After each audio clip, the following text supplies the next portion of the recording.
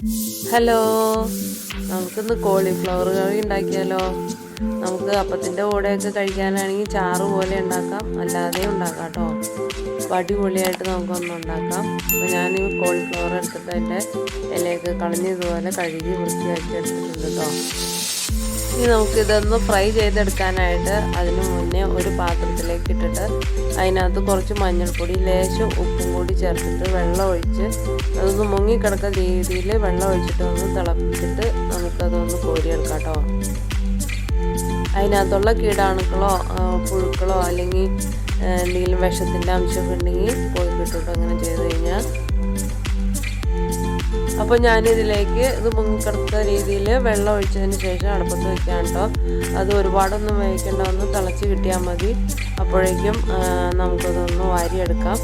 ഇപ്പോൾ ഇതാ അത് നല്ലപോലെ തിളച്ചിട്ടുണ്ട്. ഇനിയും ഫ്ലെയിം ഓഫ് ചെയ്തിട്ട് നമുക്കിതൊന്ന് കോരിയെടുക്കാം കേട്ടോ.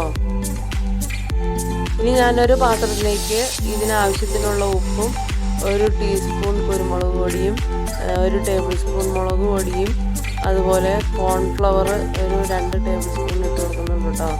അതുപോലെ ഒരു മുട്ടയും പൊട്ടിച്ചൊഴിച്ചിട്ടുണ്ട്. ഇനി അതിലേക്ക് ഒരു ലേശം വെള്ളം ഒഴിച്ചിട്ട് ഇതൊന്ന് മിക്സ് ചെയ്ത് എടുക്കാൻ വേണ്ടിയിട്ട് ഒരു ലേശം വെള്ളം കൂടി ഒഴിച്ച് ഇതെല്ലാം കൂടി ഒന്ന് മിക്സ് ചെയ്തെടുക്കുന്നുണ്ട്.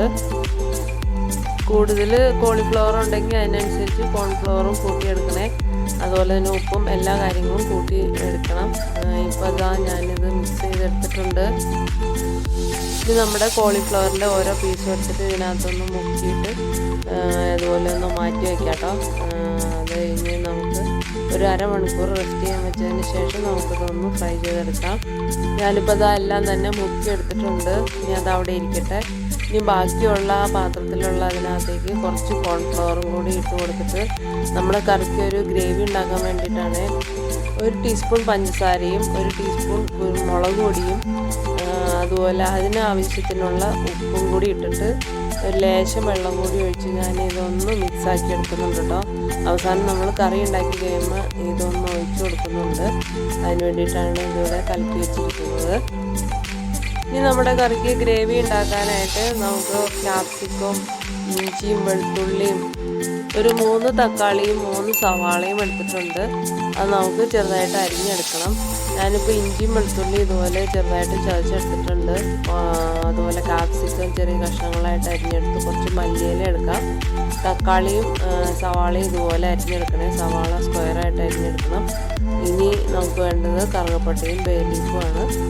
ഇപ്പോൾ ഇതാ നമ്മുടെ കോളിഫ്ലവർ ഇപ്പോൾ ഒരു അരമണിക്കൂറായിട്ടുണ്ട്. ഇനി നമുക്കതൊന്ന് ഫ്രൈ ചെയ്തെടുക്കാം. അതിനായിട്ട് ഞാൻ പാൻ അടുപ്പത്ത് വെച്ച് ചൂടായി കഴിഞ്ഞപ്പോൾ വെളിച്ചെണ്ണ വെച്ചെടുത്തിട്ടുണ്ട് കേട്ടോ. ഇനി വെളിച്ചെണ്ണ നല്ലപോലെ ചൂടായതിന് ശേഷം മാത്രം നമ്മുടെ കോളിഫ്ലവറിൻ്റെ ഓരോ പീസും ഇട്ട് കൊടുക്കാം. അതിൻ്റെ മസാലയൊക്കെ ചാടി പോകാതിരിക്കാനായിട്ട് ചൂടായതിന് ശേഷം മാത്രമേ ഇട്ട് കൊടുക്കാവുള്ളൂ. അത് നമുക്ക് ഒന്ന് ഫ്രൈ ചെയ്തെടുക്കാം. ഇതിപ്പോൾ ഇതാ തിരിച്ച് മറിച്ചൊക്കെ ഇട്ട് എല്ലാ പീസും ഞാനിപ്പോൾ ഫ്രൈ ചെയ്തെടുക്കാൻ പോവുകയാണ്. അത് 2-3 പ്രാവശ്യമായിട്ടാണ് കേട്ടോ ഞാൻ ഫ്രൈ ചെയ്തെടുത്തത്. നമ്മളിനി ഈ വെളിച്ചെണ്ണയിൽ തന്നെയാണ് നമ്മുടെ ഗ്രേവി തയ്യാറാക്കാനായിട്ട് പോകുന്നത്. ഇപ്പോൾ ഇതാ എല്ലാ കോളിഫ്ലവറിൻ്റെ പീസും ഞാൻ എടുത്ത് വെച്ചിട്ടുണ്ട്. ഇനി ഒരു ഏലക്കായും ഗ്രാമ്പും കറുകപ്പട്ടയും ബേ ലീഫും ഇട്ട് കൊടുത്തിട്ടുണ്ട്. അതിനകത്തേക്ക് ഇഞ്ചിയും വെളുത്തുള്ളിയും ചതച്ചതും ഇട്ട് കൊടുത്തിട്ടുണ്ട് കേട്ടോ. ഇനി അതൊന്ന് മൂത്ത് വരുമ്പോൾ നമുക്ക് സവാള ഇട്ട് കൊടുക്കാം. സവാള സ്ക്വയറായിട്ട് തന്നെ അരിയണേ. അപ്പോൾ നല്ല ടേസ്റ്റായിട്ട് വരും കേട്ടോ നമ്മുടെ കറിക്ക്. സവാള പെട്ടെന്ന് വഴറ്റി കിട്ടാനായിട്ട് നമുക്കൊരു ലേശം ഉപ്പുപൊടി ഇട്ട് കൊടുക്കാം കേട്ടോ. ഞാനിപ്പോൾ കുറച്ച് ഉപ്പുപൊടി ഇട്ട് കൊടുക്കുന്നുണ്ട്. ഇത് വേഗം ഒന്ന് വഴറ്റി കിട്ടാനായിട്ട്. ഇതിലേക്ക് നമുക്ക് 2 പച്ചമുളകും കൂടി ഇതിനകത്തേക്ക് അരിഞ്ഞിട്ട് കൊടുക്കാം. അതിനുശേഷം നമുക്ക് മല്ലിയിലയൊക്കെ ഉണ്ടെങ്കിൽ മല്ലിയിലയൊക്കെ ഇട്ട് കൊടുക്കാം കേട്ടോ. സവാള വഴറ്റി ഒരു പാകമാകുമ്പോൾ നമുക്ക് തക്കാളി ഇട്ട് കൊടുക്കാം. അതിനുശേഷം ഇതൊന്ന് മൂടി വെച്ചിട്ടൊക്കെ വേണമെങ്കിൽ വേവിച്ചെടുക്കാം കേട്ടോ. ഇനിയിപ്പോൾ നല്ലപോലെ ഇളക്കി കൊടുത്ത് നമുക്കൊന്ന് മൂടി വെച്ച് വേവിക്കാം. ഞാനിപ്പം ആഫ്രിക്കൻ മല്ലിയിലയാണ് കേട്ടോ എടുത്ത് വെച്ചിരിക്കുന്നത്. ഇനി ഈ ഒരു സമയത്ത് നമുക്ക് കുറച്ച് ഗരം മസാല ഇട്ട് കൊടുക്കാം. അതുപോലെ കുരുമുളക് പൊടി വേണ്ടിയുള്ളവർക്ക് ഇട്ട് കൊടുക്കാം കേട്ടോ.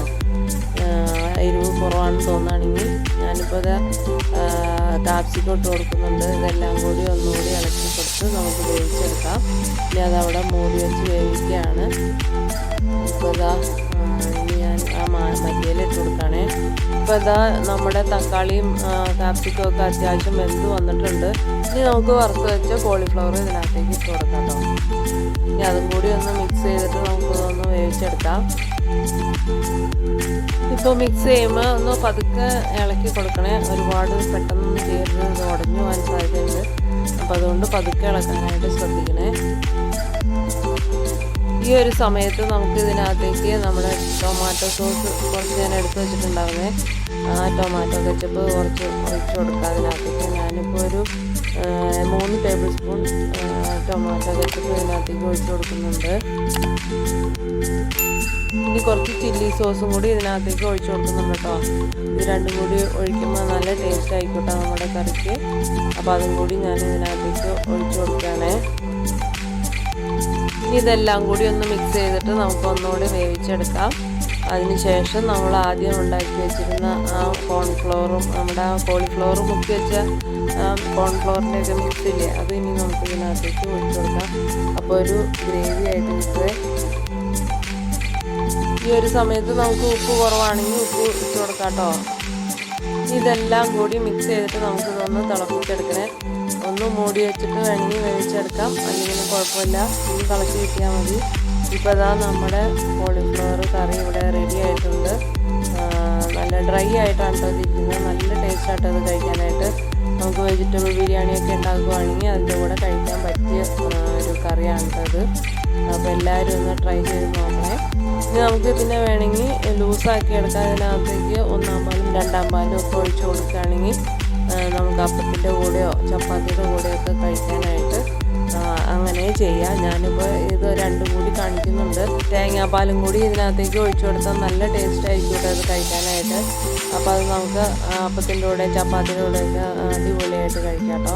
നല്ല രുചിയായിരിക്കും കഴിക്കാനായിട്ട്. അപ്പോൾ എൻ്റെ വീഡിയോ എല്ലാവർക്കും ഇഷ്ടമായെന്ന് വിചാരിക്കുന്നു. ഇഷ്ടമായാൽ ലൈക്ക് ചെയ്യണേ. എൻ്റെ ചാനൽ ആദ്യമായി കാണുന്നവരാണെങ്കിൽ ഒന്ന് സബ്സ്ക്രൈബ് ചെയ്യാൻ മറക്കല്ലേ. അപ്പോൾ നല്ലൊരു വീഡിയോയുമായി വീണ്ടും കാണാം. അതുവരേക്കും ബൈ.